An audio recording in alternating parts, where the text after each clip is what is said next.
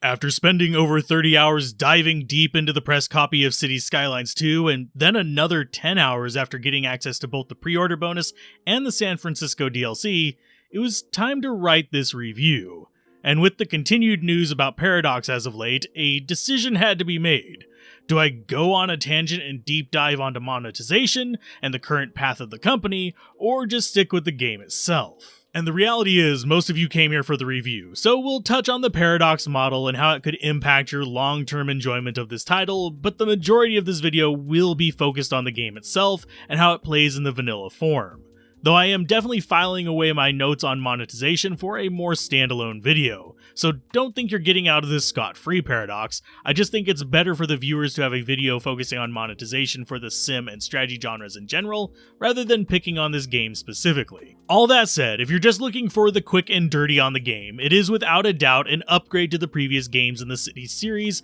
in terms of default game and controls, though performance is lacking, and it will need a couple patches to get running smoothly at higher settings. And the shift to the Paradox mod support rather than Steam Workshop will cause some concerns that may lead this title to hitting mixed status on launch, but likely getting better in the coming months with patches and updates. So simply put, I like the game since I enjoy a good city builder in general, and this is a good one, but I think the development team should have been given a few more months of bake time on it, basically to make it release ready. But considering Cities Skylines is a big ticket franchise for Paradox, due to it fitting so well with their pricing and DLC models, I'm certain it will continue to get fit and finish work for the foreseeable future, and we'll see performance upgrades to go along with that both on console and PC. Now, diving into the nitty gritty, since city builders these days, at least for the most part, lack any cohesive story, the weight of the review falls in the realm of gameplay, from building roads all the way to economic policy and societal demands, and of course, the music and visuals need to be at least somewhat on point too for that relaxing atmosphere. Starting with the easy stuff, the music is spot on and has the usual elevator music feel that is shared by almost every sim game, combined with a spattering of occasional radio chatter and optional parody commercials that you can toggle on or off at a whim. The actual world audio with the hustle and bustle of the city is solid as well, with the only sound that felt off to me being the jets, which feel exceptionally out of place, at least in my mono headphone, and could use some fine-tuning so they sound less like Fred from accounting blowing into a microphone in a bad attempt at ASMR. Now, visually, due to the performance issues, most of the footage you'll see is on low or medium for most of the settings, especially in shots where there is a lot more population in the city. At higher settings, like what I used for the thumbnail and a handful of screenshots I've used on the side channels, the game is actually fairly nice and detailed. Unfortunately, even on my system, which sits right at the recommended specs for Team Red,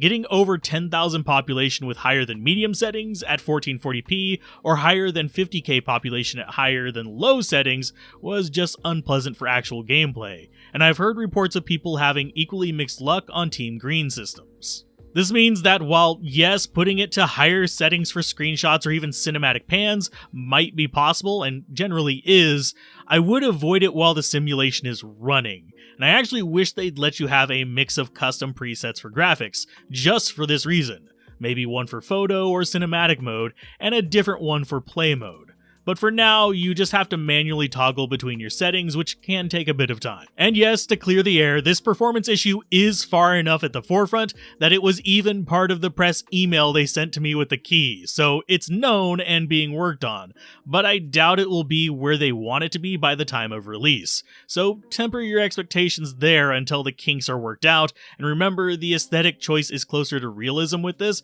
rather than the more cartoony nature of the classic SimCity, so that will impact just how optimized it can get. Now, in the gameplay end of things, you have two things: game balance and the actual city building. And starting with the second one, while Cities Skylines 2 is not all the way to where I'd want these features, it is getting closer. So mods will need to cover far smaller gaps to bring it up to par compared to other city builders, even its predecessor. You of course have the standard since the 80s nature for most building type games, with zoning for residential, commercial, and industrial able to be painted on a block by block basis. Need to set up power and water grids is obvious, though in Cities Skylines 2 it embeds them nicely in the roads to make life easier. And you of course have city services and special buildings to unlock, like airports, train yards, garbage centers, city hall, etc., which has been standard since the original SimCity in 1989, with the level of detail and flexibility adapting to the modern times.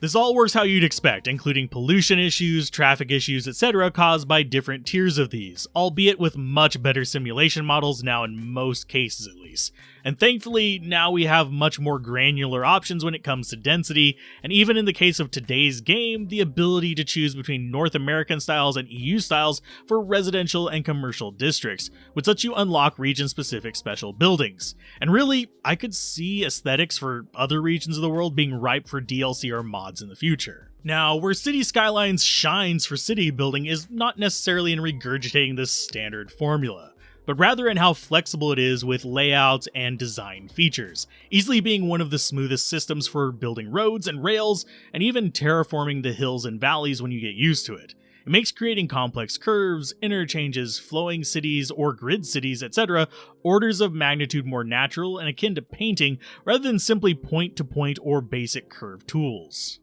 This is because the granularity of snap tools, measuring lines, and an okay diversity of roads and path types to choose from give you all kinds of freedom if you want to take advantage of it, without being overwhelming in case you just want to use those more familiar basic curves and straight lines that some people prefer for the catharsis of this type of game. Now, it's still not perfect, mind you. There's still some glitchiness when it comes to intersecting roads or rails at odd angles, but it's extremely uncommon unless you're doing super tight loops or complex multiple type crossings that have been a problem in pretty much every city simulation to date, and the game still lacks lane-specific turning blocks, but it does let you add no left turn, no right turn, and no through traffic signs to the roads, which is a start. Now, as far as the simulation status of these roads and rails, I was hoping they'd be better. Sure, they're an improvement over the last game by a lot, but the vehicle AI is still lackluster at best.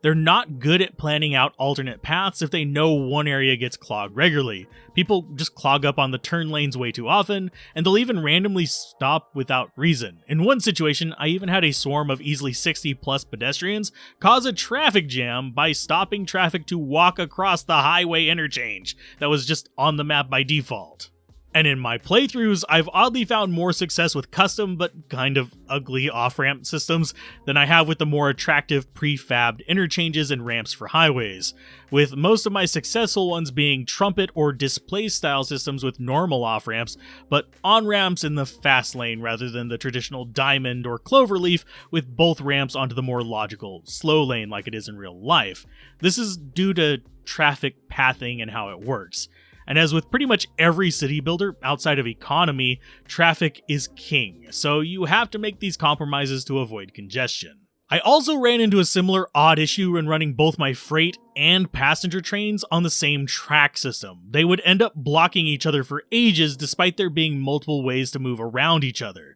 This is mostly due to the game wanting the freight trains to queue in an odd spot to unload, and it may have been user error that needs more testing on my part, even though the trains, as I said, had multiple side tracks to pass each other while moving. They just kinda stopped and had a stare off. As far as the planes and boats, those worked like a charm. I didn't have any issues with them and they flew where and how I wanted them to. And while not as profitable as I had hoped, they still served as a solid travel hub for passengers that did steadily get more utilization as I added more improvements to the city, so they would probably eventually turn profitable. Now, speaking of profit, the economy side of the game is still odd to me. This is mainly because you have multiple things to consider, since you have both straight up revenue and tax systems, but you also have a supply chain system that can be a bit fiddly at times. Around your map, you actually want to build industrial districts focused on specific types of industry, using a mix of raw material harvesting industrial locations that can do everything from the fairly flexible livestock and forestry farms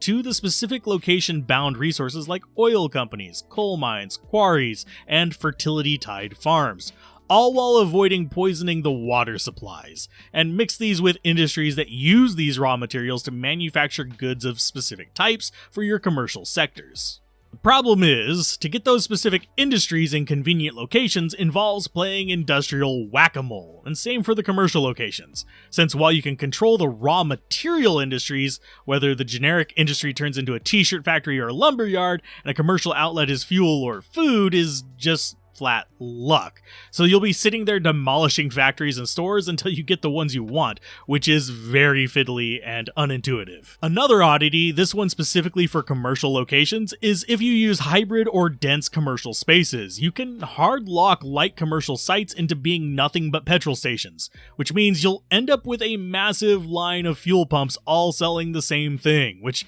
just feels really weird. The hybrid buildings can also affect your medium density housing demand too, actually breaking it at one point for me as land value went up, so use them with caution. Now, all of this is weirdly enough actually expected for more complex simulators, since balancing a game like this is actually a royal nightmare, especially when you're trying to balance travel times, cross shipments, etc. from a developer perspective. So a few bugs and quirks in the system that possibly are there to prevent worse behavior of another system is actually pretty normal for the genre in general. But if we shift over to the economic balance, that's actually oddly simple, since you can run it on very basic numbers and be fine. But it does have enough granularity to be kind of fun to min-max on if you're at all interested in that stuff, letting you adjust taxes by industry for commercial and, well, industry locations, though on the weird front, and I know why they did this, the residential tax is granularized into education levels. And this is so it can serve as education incentive for the population, since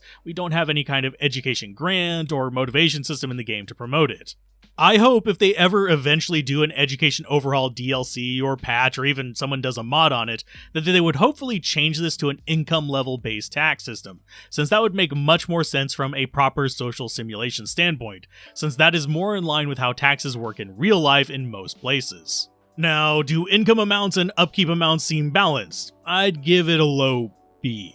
It is really easy to get yourself into an early rut by building up your services too fast, and I can see a lot of people getting frustrated until they figure out how to balance that part of the system, especially with how early you can get big city style upgrades that have usually around 10 times the upkeep cost of their basic counterparts. And with the increased physical sizes a lot of these services have compared to the first Cities Skylines game, you'll be building your city around these services a lot more than before, rather than building them around your city, usually. That said, there is weirdly a glitch or gimmick to getting rich without really facing too many consequences, and that's parking fees. For some reason, you can set a flat rate of up to $50 for parking, both in parking lots, but more importantly, street side. With proper exploitation of the system, you can easily be making millions of dollars a month, even on a relatively small city, and I could see this being adjusted or having a greater impact in the future. But for now, it is an easy way to counterbalance mediocre or even bad fiscal decisions elsewhere, and even opens some gaps for other more fun public transit systems to operate on losses if you just want to run them. I would say though that it is enjoyable to play for casual players because of this, even if the Paradox model of pricing doesn't actually lend itself well to that type of consumer. This is because, yes, the core game is fun, but if you look at Paradox's setup for most of their games, they very much favor long-term support funded by DLC for dedicated fans of the game, much more than fly-by-night players who will buy a game and play it for a few weeks. So getting into this game, if you plan to stick with it for years, expect to spend about $200 to $300 on DLC if you want to get them all as they release, since this is the standard path for most of Paradox's games. This is not entirely a negative, since as I said, this helps sustain the longevity of the game by producing more interesting content for die-hard fans, and producing consistent funding.